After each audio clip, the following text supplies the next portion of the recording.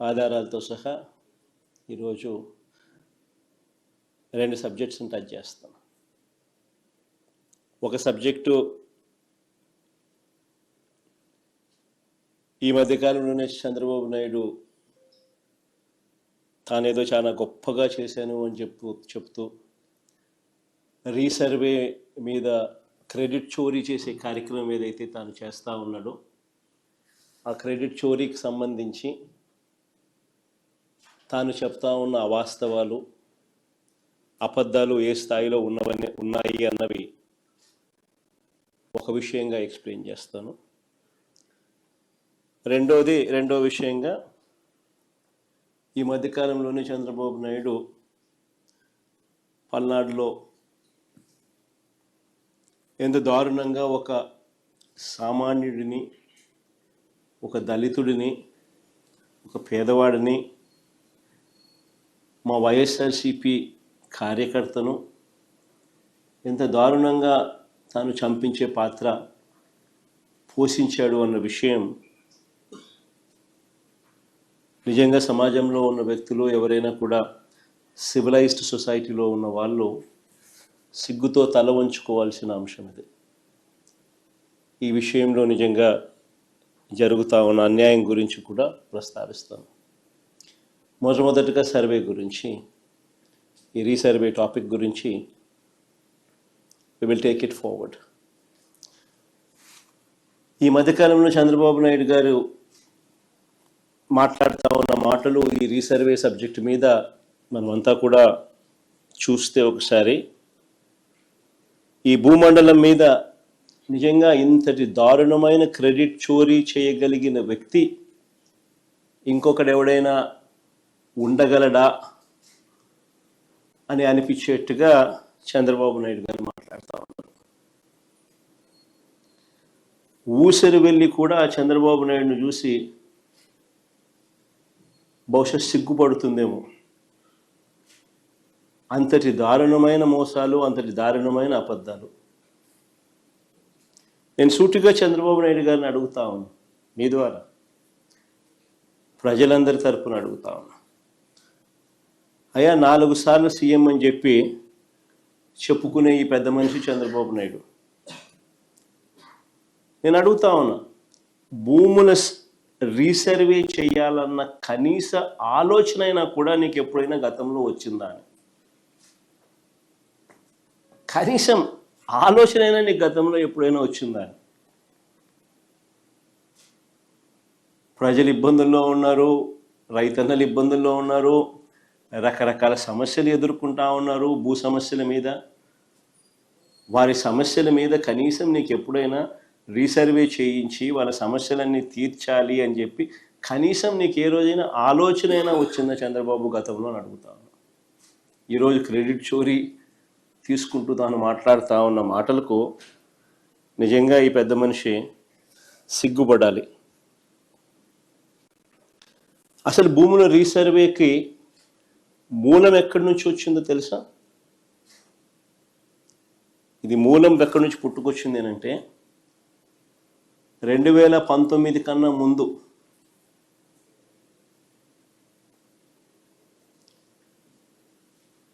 నా 3648 కిలోమీటర్లు సాగిన నా పాదయాత్రలో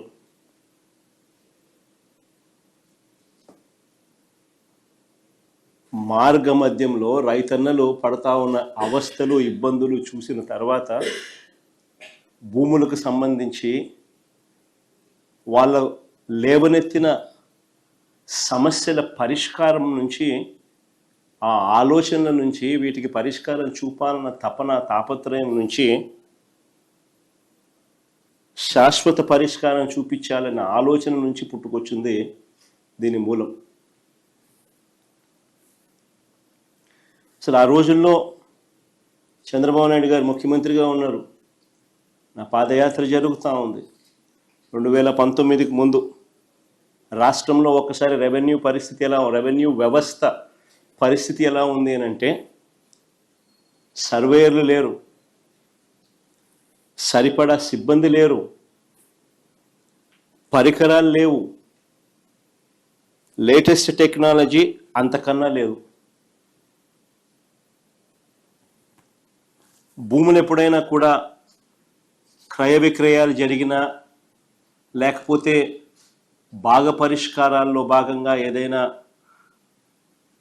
కుటుంబాల మధ్య డివిజన్ చేసుకున్న సబ్ డివిజన్ లేదు, మ్యూటేషను లేదు. ఇవి కూడా జరిగేటివి కాదు. పైగా ఎడా పెడ, లెఫ్ట్ రైట్ సెంటర్, ఈయనకు ఎప్పుడు మూడు వస్తే అప్పుడు, ఎప్పుడు బుద్ధి పుడితే అప్పుడు, ఎవరైనా నచ్చకపోతే అప్పుడు 22A అంటే ప్రోహిబిటెడ్ ల్యాండ్ సేల్. 22Aలో భూములు పెట్టడం, ప్రోహిబిటింగ్ ఎనీ ల్యాండ్ సేల్.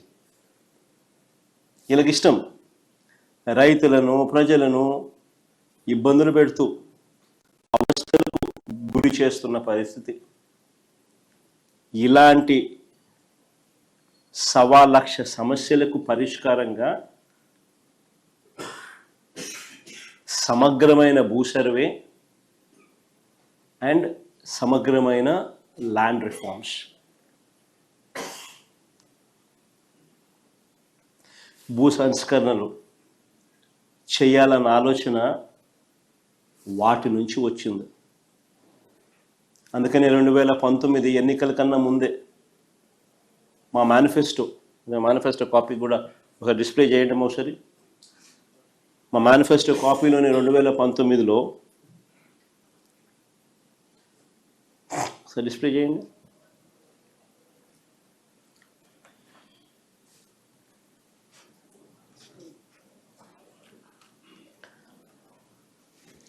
చూడండి ఒకసారి.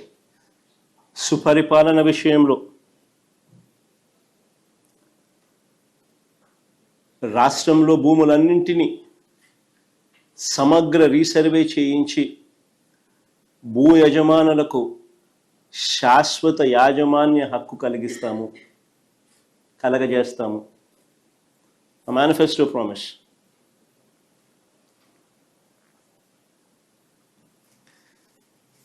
అక్కడి నుంచి పుట్టుకొచ్చింది.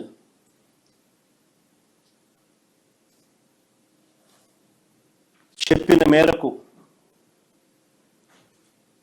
మేరకు ఇది ఒక మహాయజ్ఞం అని తెలిసి చెప్పిన మేరకు 2020 డిసెంబర్ 21వ తారీఖున 100 సంవత్సరాల క్రిందట 1923లో బ్రిటిష్ ప్రభుత్వం తర్వాత, అప్పుడెప్పుడో బ్రిటిష్ వాళ్ళు సమగ్ర సర్వే చేశారు 1923లో. దాని తర్వాత ఎప్పుడు కూడా ఎక్కడా కూడా సమగ్ర రీసర్వే అన్నది ఎప్పుడు కూడా ఆలోచన కూడా చేయడానికి కూడా ఎవరు సాహసించరు.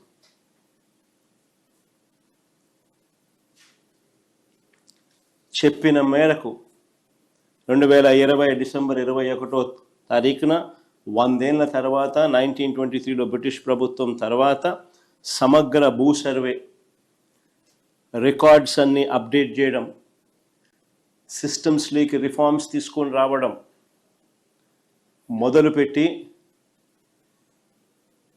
ఒక గొప్ప అడుగు పడింది ఆ రోజు. నిజంగా ఇది ఒక రాష్ట్ర ప్రభుత్వంగా ఒక సువర్ణాక్షరాలతో లిఖించదగ్గ ఒక గొప్ప అధ్యాయం. సమగ్ర రీసర్వేతో కూడిన ఈ సంస్కరణలు మేము చేసినది నిజంగా ఒక మహాయజ్ఞం లాంటిది.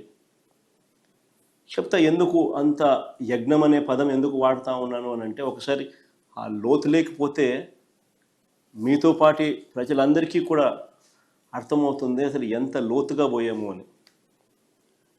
ఇది చెయ్యాలి అని అంటే ఎంత కష్టమైన పని అని కూడా అందరికీ అర్థమవుతుంది. దేశ పరిపాలనా చరిత్రలో భూ సంస్కరణలో సువర్ణాక్షరాలతో ఎందుకు లిఖించదగ్గ అధ్యాయం అని చెప్పి కూడా చెప్తా.